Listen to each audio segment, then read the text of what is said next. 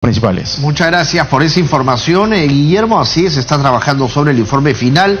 El día de hoy se va a ver dos de los proyectos investigados, que es el Hospital Antonio Lorena del Cusco y el proyecto de convenciones de Lima. Vamos a volver entonces a la Comisión de Defensa Nacional en su sesión ordinaria en la sala Miguel Grau. Lo que vamos a hacer en esta comisión, hay que darle un enfoque orientado a la persona humana, ¿no? Me refiero a la persona humana que está vistiendo uniforme de la patria, como los civiles que resultan implicados en las relaciones. En ese sentido, por ejemplo, el tema de la salud, que aquí tanto se ha comentado, tiene que ocupar una prioridad, ¿no? Vamos a programar prontamente una visita a los hospitales y hay que avisarle a los constructores, ¿no?, que están haciendo en el hospital. Vamos a empezar con el de policía, ¿no?, que me parece que es el más urgente, y también tenemos que ver, porque entiendo que esta construcción ha desplazado la escuela de enfermeras de policía, entonces tenemos que buscar un emplazamiento. Yo ya conversé con el general Subiate sobre ese tema, le he sugerido un lugar, vamos a ver si toman algunos pasos en ese sentido. Entonces, nuestra preocupación es que los centros hospitalarios de las Fuerzas Armadas y Policía Nacional estén debidamente equipados, que tengan el personal apropiado, y que así como se tiene que brindar atención de salud a los pacientes, especialmente creo que nos preocupa el tema de los discapacitados como consecuencia de acción de armas, ¿no?, ya sea narcotráfico, terrorismo o delincuencia. En esta misma línea de bienestar del personal, sin duda el tema de las viviendas es muy importante, por eso la sesión de hoy tiene particular interés. Y cuando hablamos de vivienda es a través de los fondos o a través de otros instrumentos que pueden haber en el sistema financiero para poder buscar solución a este tema, ¿no? Que en su momento emitiremos los dictámenes correspondientes respecto a este asunto de la vivienda. En general yo quisiera señalar, especialmente en el tema de seguridad ciudadana, que hoy día está un poco tapado por otro tipo de noticias, pero sin duda no deja de ser el primer tema de preocupación de la opinión pública, de la gente. Estamos viendo todos los días, hay problemas de esa naturaleza. Entonces nosotros tenemos que, como dije hace un momento, apoyar la acción policial para que el esfuerzo de la policía sea reforzado, sea impulsado, sea reimpulsado, por ejemplo, por el Congreso, y en especial por nuestra comisión, que es la que tiene bajo su responsabilidad esta misión, este cambio de actitud, por llamarlo de alguna manera. Ojalá dé sus frutos y puedan hacer de nosotros una propuesta que impulse, y lo tomo bajo la ecuación, ¿no? Bienestar del personal, mejor rendimiento de ese personal hacia afuera. En este contexto, por ejemplo, los temas de violencia contra la mujer son también un tema de alta preocupación, porque a veces no todo el personal está culturalmente preparado para atender ese tipo de casos. Entonces, eso nos preocupa, vamos a apoyarlo. La policía tiene una buena dotación de personal femenino que creo que debe dedicarse decididamente a este tema para combatir la violencia contra la mujer. Otro tema que nos preocupa es, y vamos a tener que hacer un grupo de trabajo posiblemente y coordinar con la Comisión de Justicia, es las presuntas superposiciones o interferencias que existe entre la acción del Ministerio Público y la Policía Nacional en el marco del Código Procesal Penal. Yo creo que eso es fundamental, porque eso puede traer de hecho trae muchos problemas o poca claridad en la intervención o interferencias mutuas que impiden avanzar. Las Fuerzas Armadas y la Policía Nacional yo creo que deben contar, como seguramente ha pasado en los años anteriores, con nuestra presencia en sus efemérides, en sus actos conmemorativos. Yo creo que eso tiene mucho que ver con el aprecio que la población tiene por las Fuerzas Armadas y por la Policía Nacional. Si es que es un tema, se lo hemos dicho a los señores ministros, y estoy seguro que todos nosotros podremos compartir ese tipo de actividades. Nos preocupa en ese sentido también el tema de licenciados en las Fuerzas Armadas, rondas campesinas, en fin, hay una serie de mecanismos de autodefensa, especialmente en las zonas de que hubo terrorismo. Todo eso no debe ser abandonado, porque muchos de ellos se quejan de que pasado el evento ya quedaron ahí. Entonces, creo que hay que estar atentos a eso. El Braen. El Braen es un tema muy complicado en esta mezcla de narcotráfico y terrorismo, pero sí, yo sin ser experto para nada en el tema, ustedes conocen más que yo el asunto porque han participado varios años de acá, pero uno a simple vista ve que lo que sucede en este lugar, que corresponde a 4 regiones, a 60 y tantas municipalidades, ¿no?, más las dependencias públicas, agricultura, ¿no?, salud, vivienda y el comando militar, policial. Entonces no hay una unidad de comando. Entonces es bien difícil en la sinergia que hay que estructurar, por ejemplo, en hacer una carretera o programas de agua o comunicaciones en la zona. No hay quien estructure bajo un principio de autoridad todo lo que hay que concurrir ahí. Entonces eso da lugar a que haya mucha gente que critica los altos montos que se invierten, todo el personal militar y policial que está y los resultados aparentemente escasos que se dan. Entonces, y de vez en cuando muertos de nuestro lado, ¿no? Eso es lo terrible. Entonces, creo que la unidad de comando, me parece, eso lo tendremos que estructurar en una reunión de trabajo previa antes de traer una propuesta legislativa, si es que eso es lo que corresponde, ¿no? Eso pasa también por darle más recursos económicos, no solamente a esa parte operativa, sino en general a las Fuerzas Armadas y Policía Nacional. Creo que tenemos que estar muy atentos a la ley de presupuesto cuando venga y mejorar su capacidad operacional. En el tema drogas, que está íntimamente vinculado a esto, yo creo que debemos revisar un poco, por ejemplo, la gestión de la SUNAT. La SUNAT es la que presuntamente hace la labor de control de los precursores, ¿no?, de los insumos. ¿Se está haciendo con eficiencia? Esa es la gran pregunta, yo no lo sé, pero eso es un tema a responder. Y se le dio a la SUNAT, que no es la entidad especializada, por cierto, antes lo tenía Produce, y creo que sería bueno evaluar para ver qué medidas tomar, pero sin insumos, o si cortáramos la ruta del insumo, yo sé que no es fácil, pero tendríamos un tema, así como cortar la ruta de los combustibles a La Pampa, ¿no?, en Madre de Dios. Ahí es más factible cortar porque hay una sola ruta, una sola vía que llega, no llegan 10 vías, llega una vía. Entonces, seguramente eso da lugar a corrupción y toda la cosa que pasa, ¿no? Entonces, hay un tema a tratar. Sí, congresista, una interrupción me pide. Gracias, presidente. La señora Alcorta. Efectivamente, como usted lo ha dicho, al comienzo del gobierno 2007-2008 lo tenía Produce. Pero el tema es fácil, es bien easy, fácil. ¿Qué significa? Todos los productos químicos que entran, ácido acético, ácido sulfúrico, hiposulfito de sodio, tetracloruro de carbono, todos esos elementos químicos que entran para la droga, entran por el puerto. Y al entrar, se internalizan en el país, se internalizan. Alguien paga por todos esos insumos químicos y hay una factura de por medio.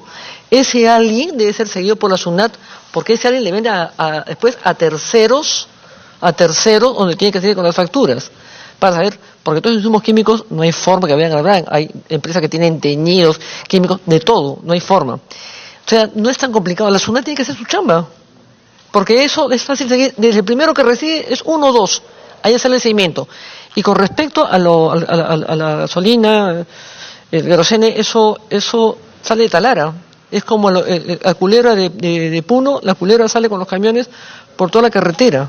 Entonces, nadie gasta pues tanta gasolina, querosene para hacer insumos. Alguien pasa de los tipos de la calle. También es fácil. ¿Quién compra todos esos líquidos en Talara? Alguien los paga. Hacerle seguimiento. El tema es que el narcotráfico paga muy fuerte por el silencio. Ese es el drama. Gracias. Sí, por cierto. Por eso creo que en su momento es una de las recomendaciones que yo quisiera hacer, y me adelanto un poco. Creo que podríamos hacer un pequeño grupo de trabajo sobre cada tema. El tema de drogas es un tema complicado. Teóricamente fácil, pero en la práctica es complicado. Brain es otro tema, ¿no es cierto? Terrorismo es otro tema. Entonces yo creo que aquí hay gente que tiene la suficiente experiencia para colaborar. Entiendo que había un grupo sobre seguridad ciudadana que ha tenido el ministro Octavio Salazar, que tiene gran experiencia en el tema. O sea, podríamos nosotros ir compartiendo y creo que sacaremos frutos en su momento. Bien, este tema de drogas, sin duda, tal como menciono, me parece sumamente importante e implica varias instituciones, no solamente a la SUNAT, ¿no? Bueno, tenemos muchos otros temas, minería ilegal, etcétera. Creo que podremos ir. Voy a obviar una serie de otros comentarios que están acá, en honor al tiempo, y quiero concluir con un par de palabras más.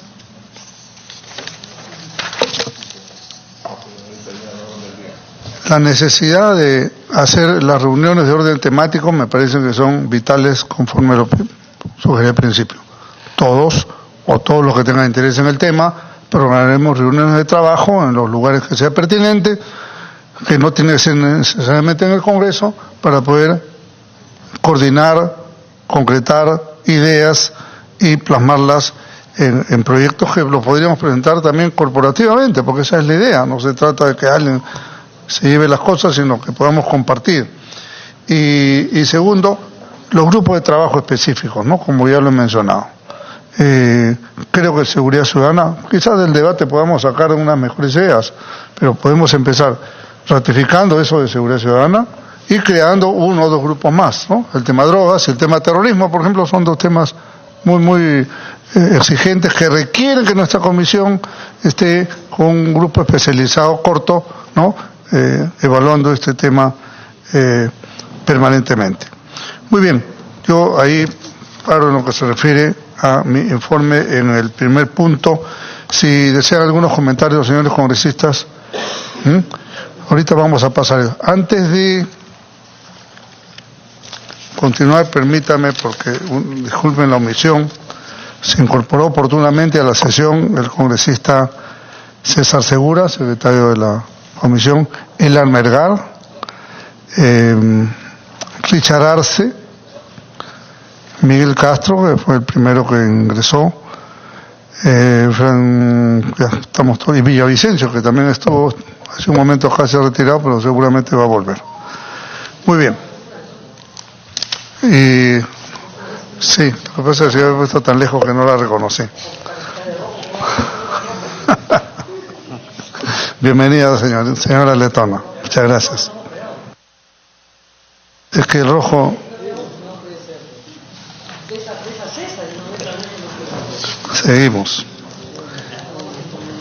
Ya.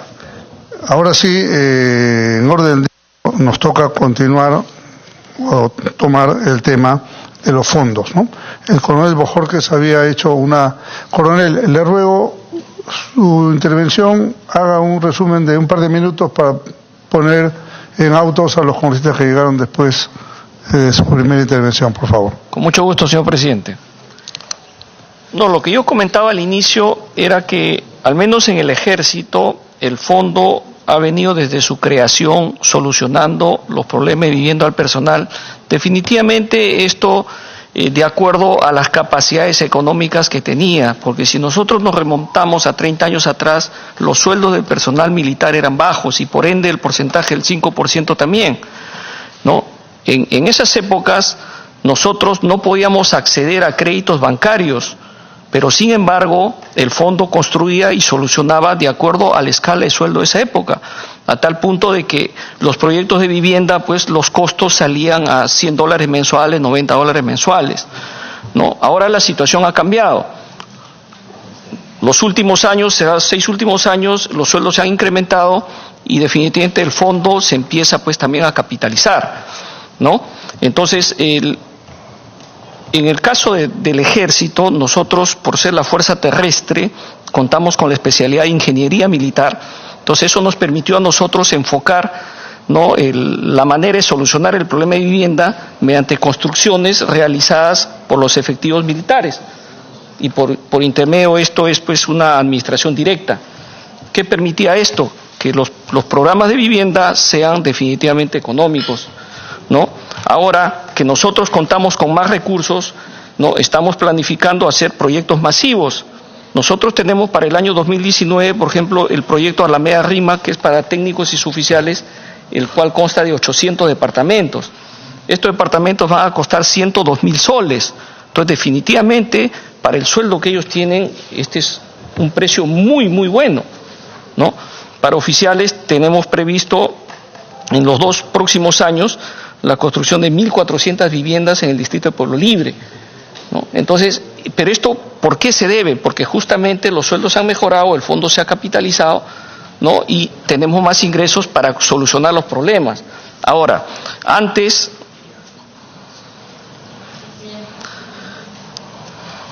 Sí, adelante. Gracias, presidente. Disculpe la interrupción, pero quería saber si nos podían entregar la presentación del señor para poderla seguir. Sí, ha traído una versión... No he traído una presentación, solamente traigo algunos datos informativos porque... Ya. Sí, con Rita Letona. Presidente, haciendo mención a lo que vimos en el pleno pasado, en el entendido que ya había un proyecto de ley que regulaba el tema de las viviendas policiales y la necesidad de habilitar la devolución de estos fondos, como en su momento se hizo en el FONAVI, yo le quisiera pedir a usted que, dada la importancia del tema, las personas que asistan a la comisión a informarnos el estado situacional de cada uno de los fondos, nos traigan la data, porque la data es importantísima para poder tomar una decisión y poder discernir entre qué fondo está caminando, qué fondo no tiene la intervención de la Contraloría, qué fondo no ha sufrido problemas de corrupción, como se ha evidenciado en algunos reportajes, y finalmente, cuál es el número de beneficiarios, que es lo que al final creo que ha movido el proyecto de ley de los congresistas Osías Ramírez y Miguel Castro. Nosotros como bancada, como Fuerza Popular, quisiéramos tener clarísima esa data para poder corregir o en su defecto presentar de una vez la aprobación de los proyectos de ley. Creo que es un mínimo de consideración para los señores congresistas contar con esta data al momento de poder tomar una decisión. Gracias, presidente. Muy bien, tiene usted razón. ¿Han traído el informe los señores? En el más breve tiempo, por intermedio de su presidencia, le haremos llegar toda la data estadística de lo que es el Fondo de Vivienda del Ejército. Ya, lo que vamos a tener que hacer posiblemente en la siguiente sesión continuar, porque la data también requiere preguntas y repreguntas, ¿no? Entonces, ¿pero ahora han traído la información o no? No. La Marina tiene. Ya. ¿Y tiene copias de eso para repartir? Ya. Ok. Copias.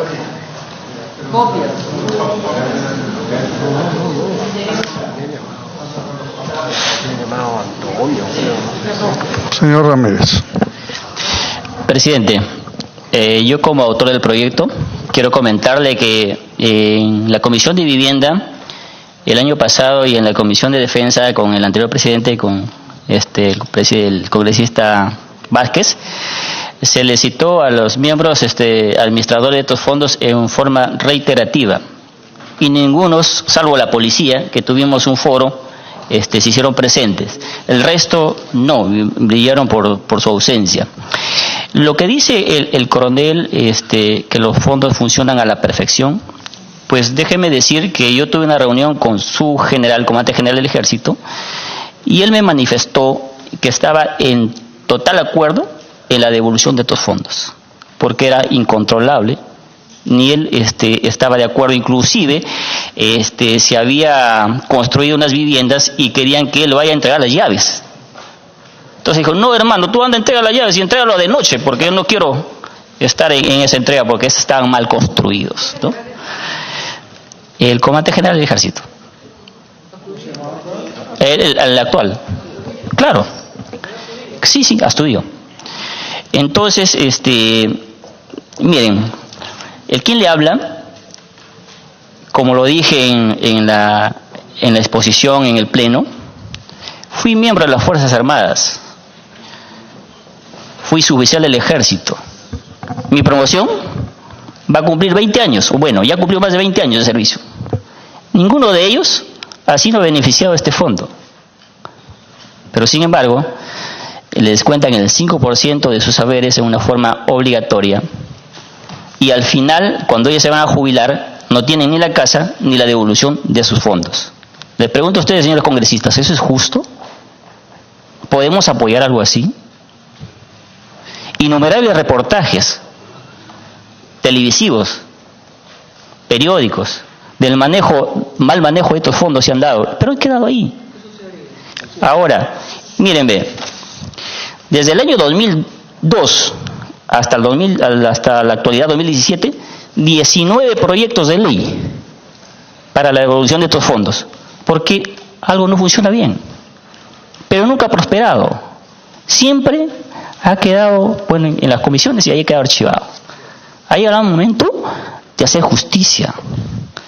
De hacer justicia por aquellos soldados que están en el BRAE, por aquellos policías que están en las calles.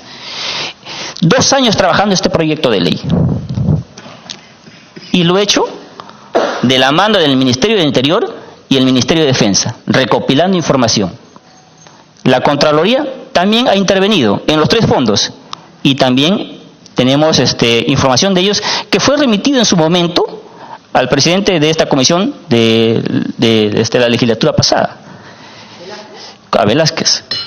Entonces yo lo que quiero pedir a todos ustedes, por favor, y la verdad yo siento una presión enorme, porque después de muchos años se está haciendo justicia, y ustedes no saben la cantidad de llamadas y visitas que tengo a mi despacho, para que por favor impulse este proyecto.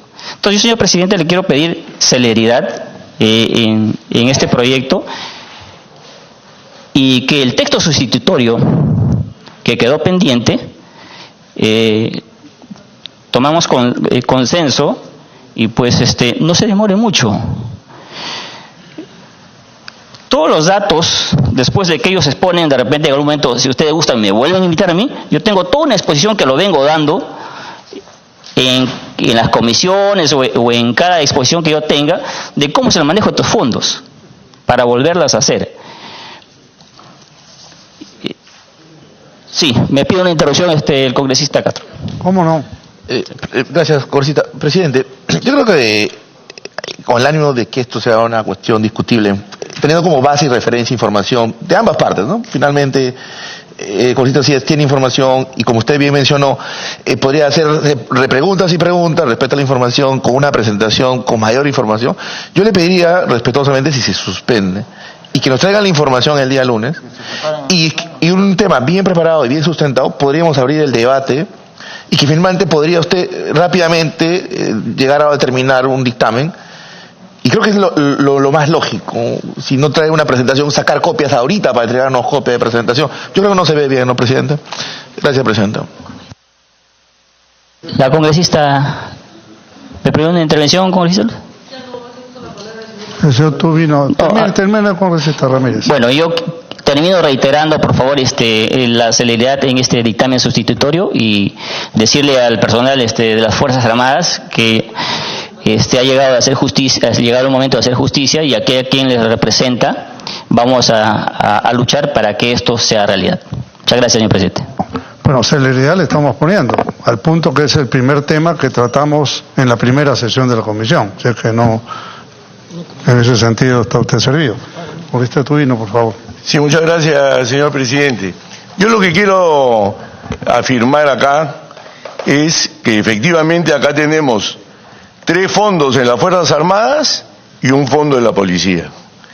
Y lo que ha pedido la congresista Úrsula Letona me parece lo correcto. O sea, en el sentido de que tenemos que analizar cuál es la situación de los fondos y en qué forma vienen cumpliendo con el personal o no.